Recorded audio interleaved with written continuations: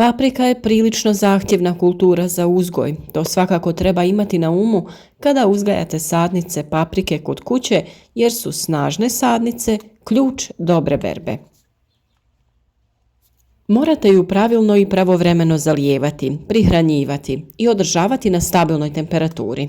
Također, na kvalitetu biljaka utječe i sastav tla i kvaliteta sjemena.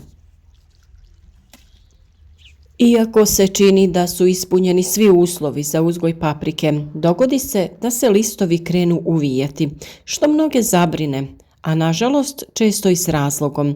Ako se na vrijeme ne uoči i sanira, ova pojava može dovesti do bolesti biljke i uzrokovati neuspjeh uzgoja. U današnjem videu ćemo objasniti zašto se list paprike uvrće i što učiniti u toj situaciji. A za još savjeta o uzgoju paprika i drugih biljaka, zapratite naš kanal i svaki dan s nama naučite nešto novo. Uvijanje listova u svakom slučaju je znak da biljci treba pomoć. Prvo i osnovno je dobro pripremiti tlo za sadnju, da bude bogato hranjivima i rastresito. Drugo je ne žuriti sa sadnjom jer paprika ima posebne zahtjeve prema temperaturi. Treće je pravilno i redovno zalijevanje, češće u manjim količinama, jer prekomjerno zalijevanje može dovesti do truleži korijena. Četvrto je pravilna prihrana jer uhranjena biljka je jaka, zdrava i otporna na bolesti i štetnike. Postoji nekoliko razloga zašto se kod paprike uvrće lišće. Jedan od njih je onaj na koji svi prvo pomislimo, a to je napad insekata, to je štetočina. Vrlo je važno da biljke redovno pregledamo i pratimo njihov izgled, kako bi na vrijeme uočili nametnike i reagovali što prije. Jako sitna paukova mreža koja se pojavljuje ispod lista znak je da je papriku napala paukova grinja. U uvijenim listovima on skriva svoje potomstvo što ometa normalnu fotosintezu i rast paprike. Ličinka paukove grinje hraneći se sokom biljke ju iscrpljuje. Drugi štetnik su lisne uši. One se također naseljavaju na lišću u cijelim kolonijama, može biti žuta, bijela ili zelena. Hrane se sokom lišća, uslijed čega ono slabi i uvija se. Na njima se pojavljuje ljepljivi premaz koji biljne uši izlučuju. Infekcija paprike najčešće nastaje kada presadite sadnice na stalno mjesto. Naime, mravi koji vole sok koji luče biljne uši naseljavaju ih na lišću paprike. Čuvaju ih i redovno obilaze kako bi se hranili. Oni ih prenose sa biljke na biljku i osiguravaju sebi neiscrpan izvor hrane. Paprika može biti osjetljiva i na gljivične i na virusne bolesti, koje se najčešće aktiviraju na povišenoj temperaturi i vlažnosti. Prvi simptomi gornje truleži, to je virusna bolest, jeste presavijanje lišća na vrhu biljke, a ako se ova bolest ne zaustavi na vrijeme, zaraziti će cijelu biljku pa i plodove paprike. Pojava ovakvih oboljenja mora se preventivno spriječiti pravilnom njegom nasada. Nepoštivanje uslova uzgoja je također jedan od razloga. Osim nedostatka svjetlosti, lišće kulture može se saviti ako je zalijevanje nepravilno, ako se ne poštuju temperaturni režimi. Zato je za uzgoj paprike važno ispuniti sve agrotehničke zahtjeve. Uvijanje se može dogoditi sa nedostatkom kalija i fosfora. U slučaju nedostatka kalija u tlu, lišće paprike se deformira bez obzira na njihovo mjesto. Ako se list uvije i poplavi, to ukazuje na nedostatak fosfora. Karakteristično je da se najviše kovrđanja listova javlja na parcelama koje su rasađene u posljednjih 10 dana, što upućuje da je pojava izazvana fiziološkim stresom, koji je u ovoj godini izazvan niskim noćnim temperaturama u kombinaciji sa stresom nastalim zbog promjene mjesta prilikom rasađivanja. Samim nastupanjem toplijeg vremena biljke bi trebalo da rastu i da se dalje razvijaju normalni listovi. Kada smo saznali sve moguće uzroke, šta uraditi? Prvo morate saznati razlog deformacije lista, a zatim se uhvatiti u koštac sa određenim problemom. Prvo je kontrola štetočina. Ako se lišće uvije i na njima se pojave kvrge, rupe, paučina ili slično, to znači da su ih napali štetni insekti. Mogu se vidjeti prilikom pregledavanja biljaka. U svim ovim slučajevima treba djelovati preventivno i tretirati biljke na vrijeme kako bi ih mogli zaštititi na prirodan način. Prevencija razvoja gljivičnog oboljenja i pojave štetnika je također nešto što se mora krenuti nakon same sadnje. Biljke prskajte sa otopinom sode ili rastvorom koprive. Ukoliko se već pojavilo uvijanje listova, tada one jako oštećene listove uklonite i nakon toga tretirajte biljku.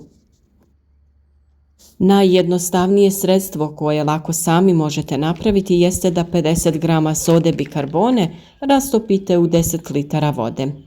Prskanje takvom otopinom se preporučuje svakih 7 dana, posebno nakon kiše, jer vlaga pogoduje razvoju gljivičnih oboljenja. Spriječiti ćete na taj način razvoj bolesti i pojavu nepozvanih gostiju. Za pripremu sredstva od koprive potrebno nam je 1 kg koprive na koji se dodaje 10 litara vode. Nakon 24 sata žareće tvari koprive se razgrađuju i zbog toga se insekticid koristi nakon 12 do 24 sata od potapanja. Nakon toga ju procijedite i nerazrijeđenu otopinu možete odmah koristiti kao insekticid na vašim biljkama. Ostatak tekućine spremite na tamno i hladno mjesto te koristite redovno, barem jednom sedmično. Presađivanje paprike je prvi stres za biljku, te joj treba neko vrijeme da se oporavi i prilagodi. Oscilacija u temperaturi je ono što u ovo doba godine najviše šteti nasadu paprika. Ona voli ujednačenu temperaturu od 22 do 25 stepeni. Tako da joj ove hladne noći, a i dani ne idu u prilog. U oba slučaja biljku je potrebno oporaviti sa pravilnom prihranom. U otežanim uslovima biljka najčešće nije u mogućnosti usvajati hranjiva iz tla, pa je potrebna folijarna prihrana, to jest preko lista. Osim preventivne zaštite biljaka od štetnika i bolesti, jačanje biljaka je sljedeće što se mora odraditi. Već smo dosta govorili o tome kako prihraniti biljke na prirodan način. Vrlo dobra prihrana nakon sadnje i tokom cijele vegetacije jeste otopina od kvasca. Rastopite 50 g kvasca i kaškicu šećera u 1 litri vode te ostavite sat vremena da se aktivira. Nakon toga razrijedite sa 50 litara vode. Tom otopinom zalijevajte biljke barem jednom sedmično. Drugo hranjivo je ono od koprive. 1 kg listova potopi se u 10 litara vode. Ostavi da stoji 15 dana. Potrebno je procijediti i razrijediti u omjeru 1:10. Sa tim rastvorom redovno zalijevajte biljke. Vrlo je važno u ovakvim situacijama biljke prihraniti folijarno kada se ukaže prilika. To znači prskati ih preko lista. Na isti način pripremite koprivu i razredite u omjeru 1:50, te prskate vaše biljke. Tako će biljke lakše usvojiti neophodna hranjiva kada korijen nije u mogućnosti da ih usvoji. Postoji i mnoštvo prirodnih proizvoda koji su odlična prihrana i biljke vraćaju u život. Black Up je organski proizvod namijenjen poboljšanju rasta i ishrane biljaka, sadrži visoko učinkovite i asimilirajuće huminske tvari, a dopušten je i za korištenje u ekološkoj poljoprivredi. Jedan od njih je i Sinergon koji mi često koristimo u ovim situacijama kako bi ojačali naše biljke. Namijenjen je folijarnoj primjeni kod biljaka koje su podložne ambijentalnom i fiziološkom stresu.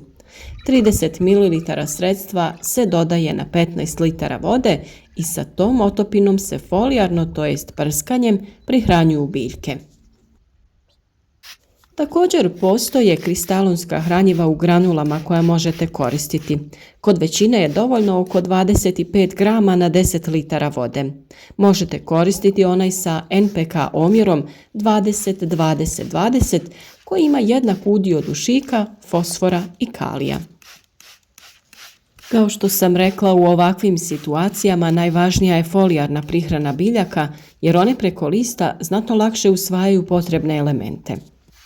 Kada se stabiliziraju vremenske prilike, sva ova hranjiva možemo koristiti i prilikom zalijevanja naših biljaka. Kod uzgoja biljaka pod mulch folijom važno je sa zemljom da zatvorimo otvore na foliji. Kada to ne bi učinili, vrući zrak koji se ispod folije dosta zagrije bi izlazio na te otvore i udarao direktno u listove naših biljaka, a na taj način bi spalio donje listove i oštetio samu stabljiku.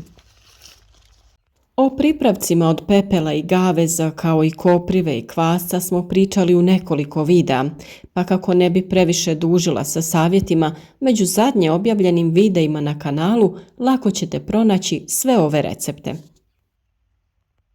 A za sve bitne savjete o uzgoju voća i povrća zapratite naš kanal i kliknite na znak zvonca kako bi redovno dobivali obavijesti o svakom novom korisnom savjetu. Podržite naš rad sa lajkom, podijelite video sa prijateljima na društvenim mrežama. A naravno, za sva dodatna pitanja uvijek smo dostupni u komentarima ispod videa.